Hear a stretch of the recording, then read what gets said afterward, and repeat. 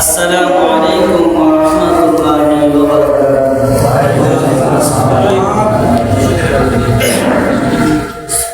আজকে মনে হয় ঠান্ডা বেশি, যে কারণে ঠান্ডার কারণে সবার চিৎচিৎ বা জবান বার করে বলতেছে না। সালাম দিলাম মানুষ এতগুলা, আমি তো প্যান হয়ে যাব। যতই ঠান্ডা হোক আর যতই গরম হোক, যতই আমাদের অসুবিধা হোক, মনে রাখতে হবে আমরা আল্লাহর গোলাম। আল্লাহর কাজ করতে যায় শীতে আমাদেরকে আটকাতে পারবে না, গরমেও পারবে না, বিভিন্ন ধরনের ফিতনা বাঁচাতে পারবে না। যদি পারে মনে করবেন যে আমরা এখন পর্যন্ত কাটি মুমিন হতে পারি নাই, আমাদের অন্তরে শয়তান ওয়াসওয়াসা দিয়ে আল্লাহ রাস্তা থেকে আমাদেরকে দূরে রাখতে সক্ষম।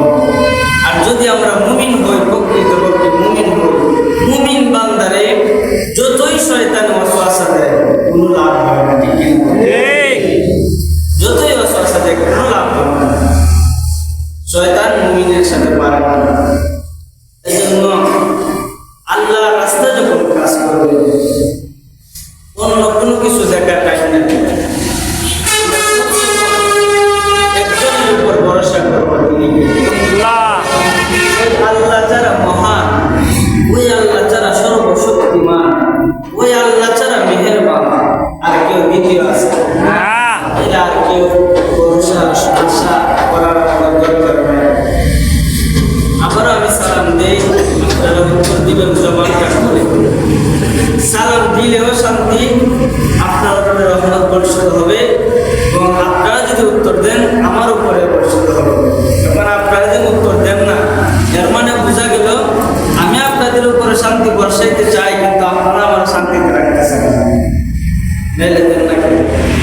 আসসালামু আলাইকুম ওয়া রাহমাতুল্লাহি ওয়া বারাকাতুহু। আচ্ছা দেখেন এখনের আওয়াজটা কেমন ভালো লাগে, সুন্দর হয়েছে। এই জন্য আল্লাহর কাজ করবেন, জবান খুলবেন, কথা বলবেন, নিজেদের কাছে একটা তৃপ্তি মিলবে যে আল্লাহকে আমি ডাকার মতো ডাকতে পারছি। আর যদি কিছু না কিছু সময় বন্ধ রাখেন, তাহলে আপনার ভিতরে যেমন অনেক মানুষের নামাজ পড়ে তাড়াহুড়া করে নামাজ পড়ে তাড়াতাড়ি কিন্তু মসজিদ থেকে বাড়িতে যাইতে, তার ভিতরে নামাজ পড়ে শান্তি নাই। আর যার ভিতরে নামাজ পড়া শান্তি আছে, নামাজ পড়া মজা পাইছে, মসজিদে আইলে চায় একটু সময় দুনিয়ার কাছ থেকে বিরত থাকে, মসজিদে একটু বেশি সময় নামাজের মজা বুঝছে, আল্লাহ রাস্তার মজা বুঝছে। আমাদের এই মজা অর্জন করতে হবে, আর এই মজা অর্জন করতে হলে আমরা একদম আল্লাহর প্রতি বই রেখে, ভালোবাসা রেখে, বিশ্বাস রেখে কাজ করতে হবে। দেখবেন আস্তে আস্তে অটোমেটিকলি আমাদের ভিতরে আল্লাহর মহব্বত চলে আসবে। যাই হোক, আল্লাহ পাক রব্বুল আলামিনের দরবারে শুকরিয়া তান আদায় করি যে মহান আল্লাহ পাক রব্বুল আলামিন আমাদেরকে আল্লাহর ঘর মসজিদে আসার বসার মতন তৌফিক দান করেছেন। শুকরিয়া দান করি আলহামদুলিল্লাহ। আবার শুকরিয়া দান আদায় করি যে মহান রব আমাদেরকে শারীরিকভাবে চতুর্দিক থেকে সুস্থ রেখে, মুক্ত রেখে, আমাদেরকে নিরাপদ রেখেছেন, ভালো রেখেছেন। শুকরিয়া দান করি আলহামদুলিল্লাহ। আজকের জুমার আলোচ্য বিষয় হল সচ্চরিত্রতা আমাদের অর্জন করতে হবে। চরিত্র মানুষের ভিতরে থাকে দুই রকম, একটা ভালো, ঠিক কিনা বলবো? একটা ভালো, একটা খারাপ। এখন আপনার কাছে আমার প্রশ্ন যে যাদের চরিত্র ভালো আর যাদের চরিত্র খারাপ, খারাপ চরিত্রওয়ালা লোক জান্নাতে যাবে নাকি ভালো চরিত্রওয়ালা? আজটা কম হয়ে গেল না? কোন চরিত্রের অধিকারী জান্নাতে যাবে? ভালো চরিত্রের অধিকারী জান্নাতে যাবে। এখন এই মসজিদে আমরা বর্তমানে যারা আছি, আমরা কি জান্নাতে যেতে চাই কি চাই? যদি জান্নাতে যেতে চাই তাইলে আমাদের কোন চরিত্রের অধিকারী হতে হবে? ভালো চরিত্রের। ভালো চরিত্রের অধিকারী না হলে আমরা জান্নাতের আশা করতে পারি না। ভালো চরিত্র অর্জন কইরা আমল কইরাও তো আমরা জান্নাতে যাব তার কোনো গ্যারান্টি নাই যদি আল্লাহ দয়া না করে। ভালো চরিত্র অর্জন করার পরেও আর খারাপ চরিত্র যদি আমার ভিতরে থাকে, আপনার ভিতরে থাকে, তাহলে জান্নাতে যাওয়ার কোনো চলে আসে। আমাদেরকে আগে ভালো থাকতে হবে, এই রাস্তায় চলতে হবে, আশা করতে হবে আল্লাহ আমাদেরকে চাইতে হবে।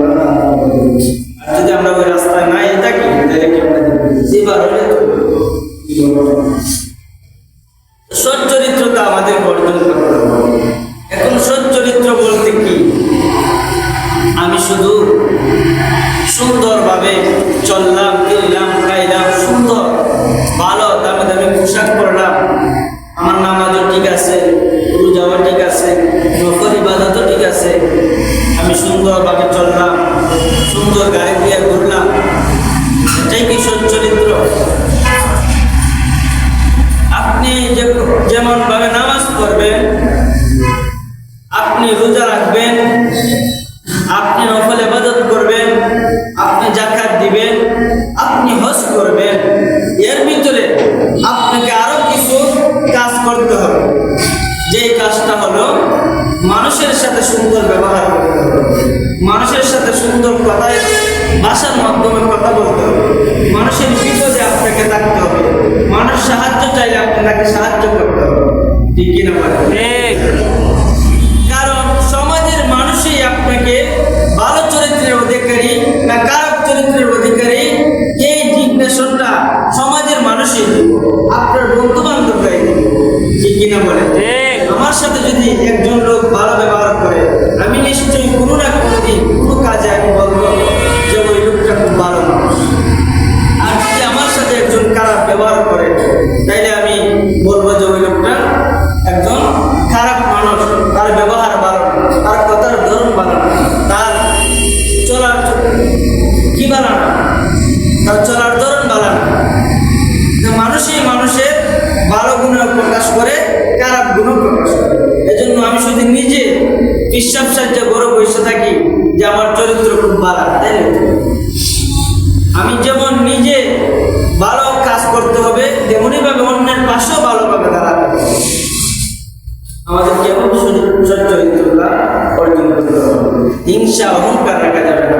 আমি সব দিক দিয়ে ঠিক আছি, কিন্তু একজন গরিব, একজন কালো চেহারাওয়ালা, একজন নিম্নমানের ব্যক্তিকে আমি হিংসা করলাম, আমি অহংকার করলাম, তাইলে কি আমি সৎ চরিত্রের অধিকারী হলাম? আর হিংসা কর, যারা হিংসা করে, যারা হিংসা করে, লা ইয়াদখুলুল জান্নাতা মিসকালা যাররা, যাদের ভিতরে বিন্দু পরিমাণ হিংসা আছে, অহংকার আছে, লা ইয়াদখুলুল জান্নাহ, তারা কোনোদিন জান্নাতে প্রবেশ করবে না। ঠিক কিনা বলেন? তারা কোনোদিন জান্নাতে প্রবেশ করবে না যাদের ভিতরে যারা পরিমাণ হিংসা আছে, অহংকার আছে।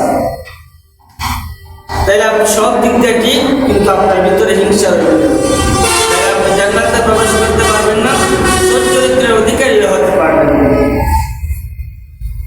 নবীজি আমাদেরকে শিক্ষা দিয়েছেন, ওনাদের কাছ থেকে, সাহাবায়ে কেরামদের কাছ থেকে, তাবিঈনদের কাছ থেকে, ওলিয়া আল্লাহদের কাছ থেকে আমরা তাদেরকে অনুসরণ করে তারা যেভাবে, যে রাস্তায় যেভাবে চলছেন, সেই চলা আমাদেরকে চলতে হবে। ঠিক না? তাদেরকে অনুসরণ করতে হবে যারা তাদের জীবনটাকে সাজায়া আল্লাহ প্রিয়তম হয়ে গেছে, আল্লাহ ওলি হয়ে গেছে, তাদের জীবন আমাদের অনুসরণ করতে হবে।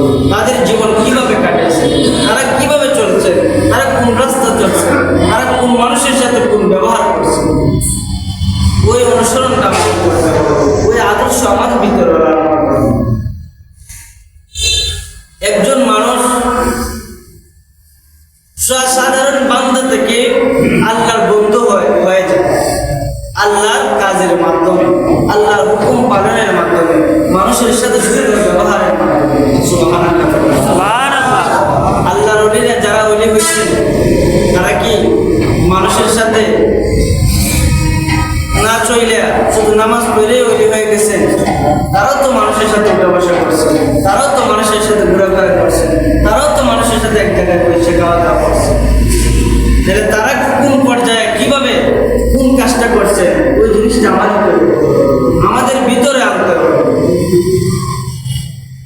আল্লাহর ওলিরা মানুষকে সুন্দর আদর্শের মাধ্যমে, সুন্দর চরিত্রের মাধ্যমে তারা ইসলামের পথে নিয়ে এসেছে।